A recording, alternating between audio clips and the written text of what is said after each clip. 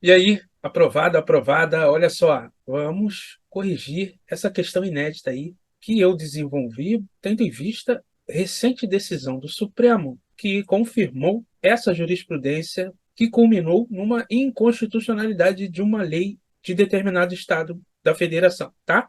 Olha só, determinado estado da federação, por meio de lei estadual, editou norma estipulando que os subsídios dos procuradores estaduais seria reajustado sempre que os subsídios de juízes estaduais fossem reajustados. Isso porque havia um déficit no reajuste dos procuradores, o que causava uma falta de isonomia entre as categorias importantes para o bom funcionamento de funções constitucionais. Diante de tal situação, você foi consultado na condição de advogada ou advogado por um procurador que, receoso sobre a constitucionalidade do tema, desejava consignar o valor do reajuste. Isso com medo de perder os valores oportunamente. Você, de forma correta, orienta seu cliente que tal lei estadual é. E aí, pessoal, questão interessante, porque traz lá o artigo 37, inciso 13 da Constituição. Vamos ler, ó.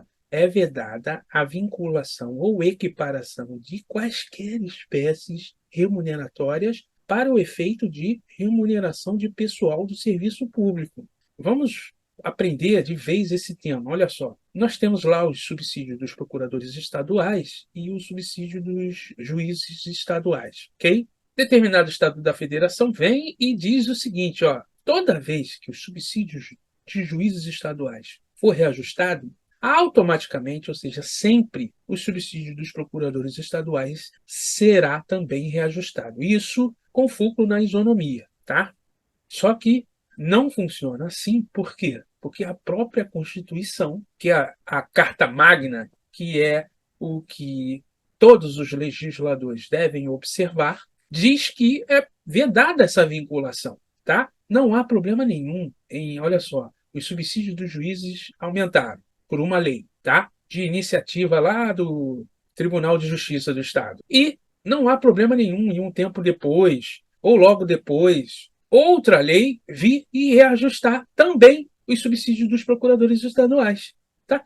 O que não pode haver é uma única lei dizer que sempre que os subsídios de um aumentar, aumentará o de outro. Tá? Por quê? Porque isso aí fere a vedação, a vinculação ou a equiparação de espécies remuneratórias. E aí nós estamos falando de uma inconstitucionalidade material, tá? Porque vai contra a determinada matéria, não tem nada a ver com a forma. A forma é a lei. Se isso tem que ser feito por uma lei complementar, se isso tem que ser feito por uma lei ordinária, tá? Só que o enunciado não nos deu embasamento para isso. Ele simplesmente cita que essa lei que está em voga no enunciado equiparou os subsídios de determinada categoria a outra, através da palavra sempre, tá? Que a gente já frisou.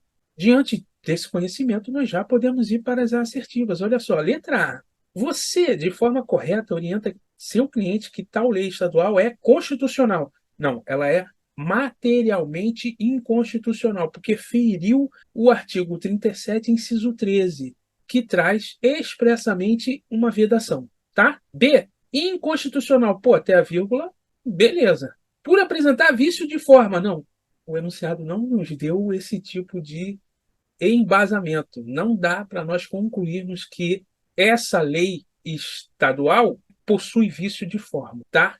Então, você deve descartar a letra B. C, constitucional, pois não encontra óbice na Constituição Federal. Encontra, sim, artigo 37, inciso 13. Aí o GV adora colocar o advérbio de negação como forma de deixar alternativas incorretas.